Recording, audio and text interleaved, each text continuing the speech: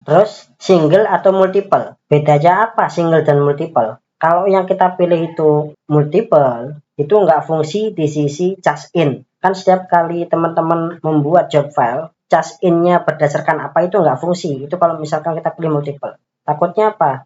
Teman-teman milihnya meter kubik sama kilogram atau meter kubik aja. Di sini hanya ada price list-nya multiple tapi nggak ada meter kubiknya. Error nanti, nggak akan muncul harganya. Nah, teman-teman kita pakai yang single. Jadi berdasarkan tombol charge in-nya di sini. Saya tunjukkan dulu teman-teman. Ini penting soalnya. Ini khusus untuk berhubungan operasional. Ada berhubungan dengan marketing, ada juga berhubungan dengan super admin. Tuh. Oke, misalkan job file ya. Kita buat dari job file. Misalkan kita buat job file baru yang ini. Kita add, kita cari tarif umum aja yang LCL. LCL.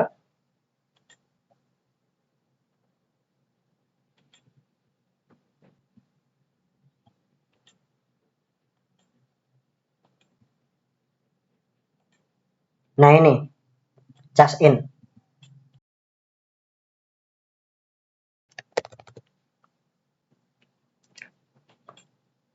Jika di sini saya settingnya ya, sini saya loncati.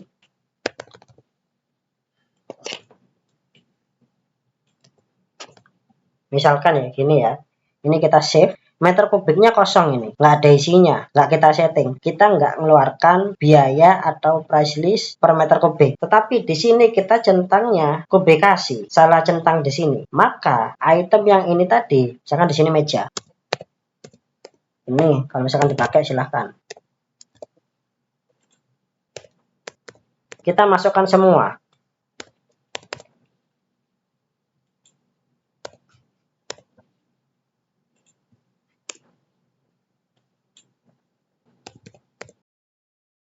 Kita masukkan semua, tapi kita salah checkboxnya di kubikasi.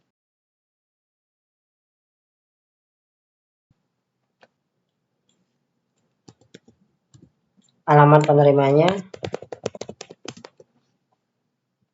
Kita itu table, tambah ke sini. Kita save.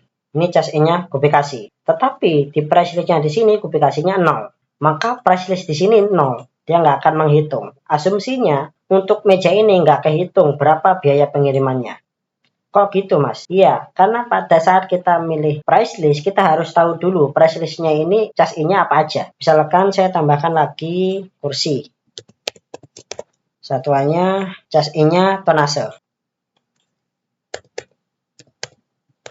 Sama-sama penerima A, satunya kubikasi, satunya tonase. Beda nama barang. Di price list-nya adanya tonase 1000 kg, volume yang meter kubiknya 0. Maka yang dihitung, yang nanti akan muncul di price total di atas, sub job file-nya nanti biasanya.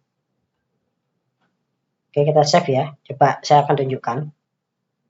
Nah, di sini ya teman-teman. Jadi dia hanya menotal tonase aja karena kubikasinya tidak ada harganya. Price list-nya tidak ada, kosong di sini. Maka tidak akan total. Sehingga impact-nya adalah loss, bukan profit tapi loss.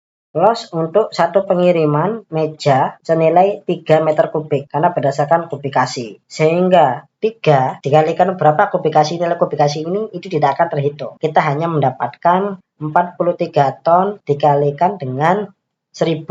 Wah, gede banget, besar ini, 43 ton. Tapi kita loss di bagian kubikasi sini. Solusinya adalah pada saat kita membuat sub job file di sini tadi, tolong diperhatikan. Jika kita pilih yang LCL yang ini, kita lihat dulu. Nah, yang ini loh. Ya, di sini kan udah isi semua. Tapi di sini ada yang kosong. Yang ada hanya kilogram sama borongan. Jangan sampai pada saat kita masukkan harga yang ini, tapi di sini kita pilihnya item atau kubikasi. Padahal kubikasi sama itemnya itu kosong. Yang ada itu tonase sama borongan.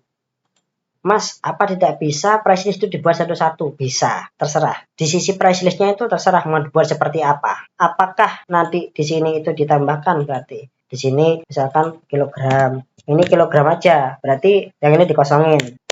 Jadi pada saat ngambil harga atau pada saat teman-teman job file itu mengambil layanan harga jual, maka di sini nanti kita ngambil price list name-nya itu adalah kilogram. Oh ini misalkan layanannya kita pakai kilogram, misalkan layanannya kita pakai item, atau layanannya kita pakai kubikasi. Tapi kan jadinya tidak bisa menambahkan banyak item dalam volume atau charge in yang beda-beda. Sarannya, ya setiap kita masukkan price list, kita masukkan ini semua harganya berapa. Harga per kilogram berapa, per meter kubik berapa, per item berapa, dan harga borongannya. Ini harus dimasukkan, syarat sih ya. Walaupun itu bisa kita save, bisa. Ini kosong-kosong kita save bisa. Agar bagian job file itu nggak salah. Admin job file itu minim error. Misalkan di sini bagian kubikasi ini nggak diinput, bagian item ini nggak diinput, minimum ini juga nggak diinput, kayak gini tadi. Pada saat teman-teman job file itu milih price list, gitu ya. Ini juga berlaku untuk semuanya, tidak hanya price list, contract price dan quotation price juga akan berlaku hal seperti ini. Nah, ketika admin job file itu memilih harga ini, kemudian item charge in-nya itu dipilih kubikasi sama item, nanti harganya akan loss. Nah ini lupa nggak diinput nih marketing, terus tidak info ke bagian admin CS job file. Ujung-ujungnya apa? Bagian CS atau admin job file tadi, asal nih, misalkan kubikasi atau item, karena satu kendaraan itu bisa nampung banyak item, ya udah kita masukkan aja item, padahal tidak dilihat untuk harganya tadi berdasarkan apa ngecasnya. Nah itu bahaya itu. Kalau misalkan istilah orang Jawa, gak bahaya tah, loss nanti jadinya. Nggak ada profit yang masuk, nggak akan menghitung price total. Saran saya ini diisi semua. Berapa meter kubiknya, berapa itemnya, dan semuanya. Sehingga tim job file atau bagian job file itu mau nginput itu tidak ragu. Mau dibuat charge in-nya apapun itu nggak ragu dia. Mau borongan kah? Karena konsepnya transkontinen sekarang, satu kendaraan itu masih ada space, dimasukkan, kirim. Masukkan barangnya itu ke barangnya customer. Mau penerimanya beda-beda dimasukkan, diangkut. Angkut aja udah masukin. Yang penting dikirim sekarang. Tetapi tidak melihat dari sisi price list. Price yang di sini. Charge in yang di sini itu akan berimpact. Impactnya nanti ke job file yang tadi. Nilainya nanti bukan 133.350.000, tapi bisa lebih kecil daripada ini. Itemnya banyak, tapi kok harganya cuma sekian ya? Kita lupa, tidak melihat dari sisi ini tadi.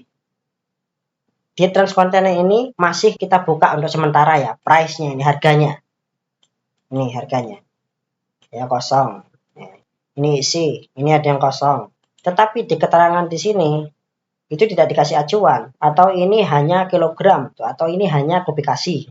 Karena di sini kan ada meter kubik tapi kok kosong. Namanya tidak ditambahkan ini misalkan tonase gitu atau kilogram. Yang lengkap hanya yang ini nih lengkap ini, bahkan borongannya. Sehingga ditakutkan nanti ketika admin CS job file untuk mengambil harga yang ini terus dicas sebagai meter kubik, maka tidak akan kehitung. Tapi memang harus wajib saya munculkan. Ada beberapa perusahaan itu namanya publish rate ya, atau harga jual, mau itu quotation ataupun kontrak juga kepada seseorang atau kepada customer, itu bagian job file tidak boleh tahu karena itu punyanya marketing. Bagian order tidak boleh tahu. Ada perusahaan seperti itu menerapkannya, SOP-nya. Di transkontinent juga demikian. Ambil aja sesuai dengan rute dan juga nama price-nya gitu. Nanti otomatis. Nanti kolom ini akan ke hidden semua. Jadi teman-teman coba tidak akan melihat berapa harganya. Ini harganya berapa, harganya berapa. Karena bisa menjadi kebocoran informasi atas ini loh, jasa tarif layanannya transkontinent itu sekian. Nggak boleh. Karena ini kita adalah proses trial dan ini juga digunakan untuk sharing terkait penggunaan aplikasi, maka ini dimunculkan. Atau nanti ada suatu kejadian atau case tertentu di mana nanti ada one man show, di mana teman-teman yang lain tuh lagi repot, ini kita bantu walaupun bukan di bidangnya, multitasking, multi talent. Sehingga bagi saya ditampilkan saja. Ini kita ngomong ke bagian IT-nya nanti atau developernya, silahkan ditampilkan ini price-nya. Ini ditampilkan aja, ditampilkan akhirnya price-nya. Karena departemen marketing misalkan lagi kewalahan seperti itu ya, maka tampilkan aja. Sehingga nanti teman-teman job file tinggal melihat ini yang mana yang ada harganya, itu nanti yang dipilih. Itu untuk price list ya teman-teman. Marketing price list. Dan ini nanti juga berlaku untuk penambahan di quotation dan juga kontrak ya teman-teman. Jadi untuk pengisiannya modelnya sama seperti ini. Hanya saja nanti pada saat pengajuan dan juga pada saat pembuatan form kontrak dan juga quotation itu nanti berbeda. Tapi untuk mengisi servis-servisnya atau harga jualnya itu kurang lebih sama. Oke.